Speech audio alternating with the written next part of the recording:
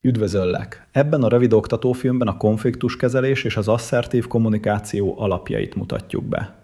Megtanulod, hogyan kezelt hatékonyan a mindennapi konfliktusokat, és hogyan kommunikálj magabiztosan, de tisztelettel. Mindannyian találkozunk konfliktus helyzetekkel a mindennapokban. Otthon a családdal, a munkahelyen kollégákkal vagy barátokkal. Ha rosszul kezeljük őket, romolhatnak kapcsolataink, és folyamatos stresszt élhetünk át. De ha jól kezeljük, stabilabb kapcsolatokat építhetünk, és személyesen is fejlődhetünk. A konfliktus nem ellenség. Valójában a konfliktus lehetőség a fejlődésre és a kapcsolatok elmélyítésére. Gondolj rá úgy, mint egy jéghegyre. A felszínen csak a vitát látjuk, de a mélyben valódi szükségletek húzódnak meg. 5 egyszerű lépésben kezelheted a konfliktusokat hatékonyan. Első lépés.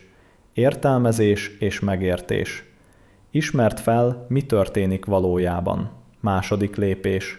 Kommunikáció. Beszélj nyíltan a másikkal. Harmadik lépés. Empátia. Próbáld megérteni a másik szemszögét. Negyedik lépés. Tárgyalás és közvetítés. Keressetek közös megoldást. Ötödik lépés. Megoldás és integráció. Zárjátok le konstruktívan a helyzetet.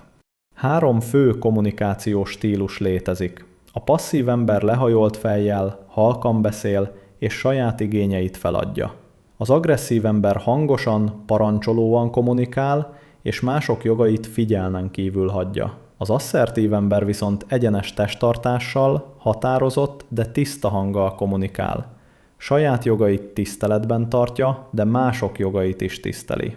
Ez az ideális. Asszertív kommunikációnál fontos tudnod, jogod van nemet mondani, meggondolnod magad, hibázni, segítséget kérni és kifejezni az érzéseidet.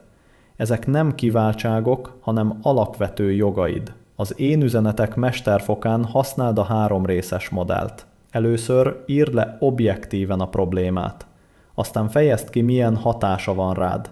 Végül javasolj egy konkrét megoldást. Például, amikor 30 percet késel, frusztrált leszek, mert fontos nekem az időm. Szeretném, ha legközelebb szólnál, ha késni fogsz. Összefoglalva, a konfliktus nem rossz, csak lehetőség a fejlődésre. Használd az asszertív kommunikációt, az én üzeneteket és az 5 lépéses modellt. Gyakorold, és látni fogod, mennyivel könnyebbé válnak a kapcsolataid. Köszönöm a figyelmet!